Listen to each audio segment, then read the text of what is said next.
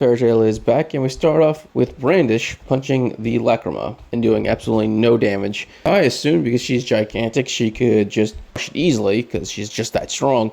But apparently this Lacrima is immune to magic, which means she can't break it herself. We also learn how the Aquarius Key got inside of it. Now I assume there are two options. One, the Aquarius Key was used as a base for the Lacrima, or two, the spell sucked up all the water magic in the area and the Aquarius Key just happened to be water magic. No, neither of those happened. What happened was, the key just happened to land there, and when the Lacrima was made, it grew underneath the Aquarius Key, devouring it. And it didn't just sprout up out of the ground.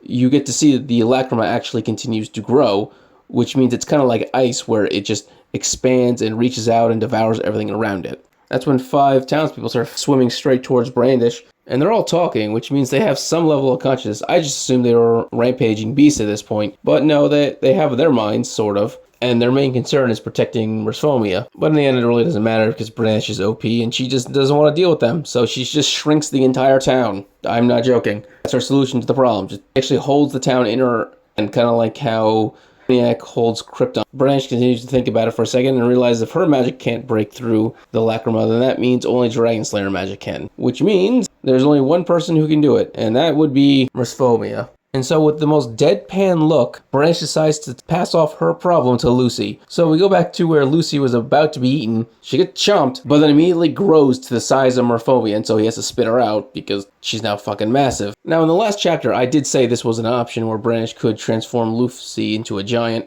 but I said there was a problem with this, and that's the simple fact that Brandish has no idea that Lucy got eaten because she went to go focus on the Lacrima. But this actually makes sense. She didn't do it because she's trying to save Lucy. She does it because she wants to use Lucy, so this actually worked. And now that I get a better look, I'm actually thinking she's bigger than Merphomia. Yeah, she's actually really big compared to him, which makes sense because Gageel was transformed to a giant the size of Alderaan, and he's way massive. Now Lucy isn't that big, but still, she's 100% twice the size of Merphomia at the moment. If you compare him to Lucy at this point, he looks like a large snake, not even an anaconda, but just a large snake. Brandish even calls him a snake. And she actually tells Lucy that he's the only one who can be used to break the Lacrima, and so Lucy now has to do that. The only problem is, Merphomia is still obviously stronger than her. As soon as she tries to grab him, she then immediately gets blasted with water jets. But even so, Lucy continues to force her way through the water jets and grabs Merphomia's tail. She then switches dresses from Aquarius to Taurus, which also gives her a strength boost. So now she has 2 massive strength boosts on top of each other. Obviously, Brandish's strength boost is massively larger, but then adding the multiplier of a Taurus dress on top of it, that is actually pretty massive. Obviously not strong enough to beat Merphomia, that's never going to happen, but she doesn't need to beat Merphomia, she just needs to break the Lacrima with his body. And in one move with all of her strength, she swings down Merphomia and smashes the Lacrima to pieces. All you see is the Aquarius Key flying, and Brandish smiling at Lucy. Now the Lacrima's gone, the spell automatically break. Merphomia turns back into his human form and stops going on a rampage. He's back to his sane mind. As for the townspeople, they all transform back into humans, which means destroying the Lacrimas does deactivate the spell, which means that if they actually destroy the Lacrimas for both the Wood and Golden God, there's a high possibility they'll just die again, because the Lacrima is the thing that brought them back from the life. So if it's gone, then if destroying the Lacrima really does reverse the effects, then reversing the effects of resurrection is death. All the townspeople are confused at what's going on. Merphomia feels guilty again because he went on another rampage. Brandish doesn't give a shit at all. She just wants him to shut up because he's annoying. But in the end, everything is fine because Brandish shrunk Lucy down. He grew the town back up, so everyone is safe, everyone's fine. Merphomia is back under control. He's no longer a threat. Amamil injuries seem to be pretty minor, so she's fine as well.